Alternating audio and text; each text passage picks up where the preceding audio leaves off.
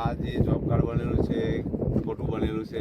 આમાં job card ઉપર ખોટો ફોટો લગાવી અને પૈસાનું લેવડ દેવડ કરેલું છે. જોબ કાર્ડ ઉપર કોનું નામ છે? જોબ કાર્ડ ઉપર મારું નામ ફતેહસિંહ મેલાભાઈ છે. ફોટો કોનો છે? ફોટો બીજા કોઈનો લગાવી અને તેનો વ્યવહાર કરેલો છે. કેટલા વર્ષથી આવું થઈ રહ્યું છે? 7 થી 8 વર્ષથી કેટલા વર્ષ કરેલું છે. કેટલા રૂપિયા હશે આટલા? અને કમસે કમ 70,000 જેવું હશે. ટોટલ ગામમાં આવા ગામમાં 300 કાર્ડ બનાવ્યા છે ખોટી રીતના અને ગેર રીતે. ગામનું નામ?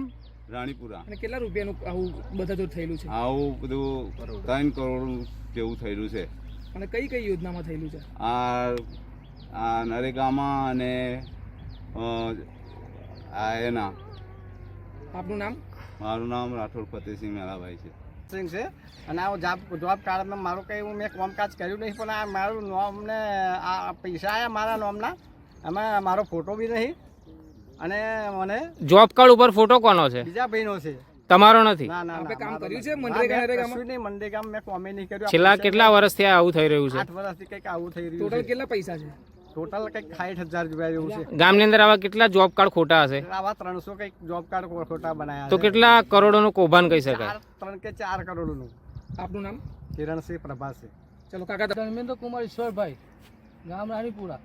આ ફોટો તો મારો છે જોબ કાર્ડમાં, પણ હું નોકરી કરું છું, પણ મને ખબર જ નહીં કે આ કેવી પૈસા ઉપડી ગયા. કેટલા વર્ષથી આવું થાય છે? 8 વર્ષથી. કેટલા પૈસા છે? 60,000. આપ શું કરો છો? હું નોકરી કરું છું. ટોટલ કેટલા લોકો છે ગામમાં જેને આવું થયું છે? 300 જણા. આપનું નામ? ધર્મેન્દ્ર કુમાર ઈશ્વરભાઈ. કેટલા રૂપિયા ઉપાડવામાં આવ્યા છે અત્યાર સુધી? આ તો લગીને તો કેટલાય 4 કરોડ લગીને છે. આમાં કોણ કોણ સામેલ હોય એવું તમે કહી શકો? સરપંચ જ હોય, બીજું કોણ હોય? જોબ કાર્ડ કોણ બનાવે છે? સરપંચ. જોબ કાર્ડ અને પૈસા કેવી રીતે ઉપાડવામાં આવે છે? એ તો ખબર જ નહીં કે પૈસા ઉપડે. એટલે તમને ખબર છે કે આટલા પૈસા તમારા નામે ઉપડી ગયા છે એવું? ખબર જ નહીં, આટલા કેવી ઉપડી જાય. એમાં તો આવી તા ખબર પડી. નામ રાઠોડ રાજુભાઈ મફતભાઈ છે. હું ગામ રાણીપુરાનો વતની છું. અમારા ગામમાં જે ભ્રષ્ટાચાર ચાલી રહ્યો છે મનરેગાનો, 300થી વધુ જોબ કાર્ડ છે. તે જોબ કાર્ડ જે ચાલવાના એ કોઈ એ નથી ઇસ્યુ. એ લોકોને મન ફાવે તેમ બોલાડી દીધા છે, મન ફાવે તેવા પૈસા ઉપર લીધા, કોઈને કીધું નહીં કે આટલું છે આવું છે. અને અમારા ગામમાં એટલો ભ્રષ્ટાચાર છે કે આનો કોઈ સીમા નથી. ભ્રષ્ટાચાર થયો છે, ફૂલ ભ્રષ્ટાચાર છે.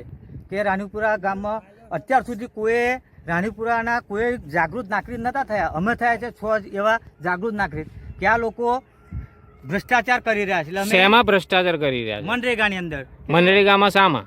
આ જે જોબ કાર્ડ છે એ લોકોએ બોલાયા છે. જોબ કાર્ડમાં શું ભ્રષ્ટાચાર કર્યું છે? એ લોકોએ આ જે પાવડા લઈને ઊભા રાખ્યા છે અને ફોટા પાડીને ખોટા પૈસા સરકારશ્રીના વસૂલાઈ લીધા છે. આપની શું માંગણી છે? અમારી માંગણી એ કે સરકારશ્રીને જે આ પૈસા લીધા છે એ પરત મળે.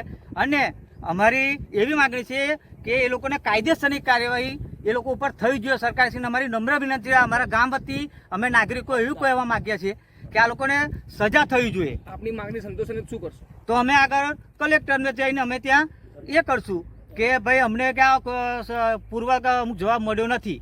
આપનું નામ? મારું નામ રાજુભાઈ મફતભાઈ.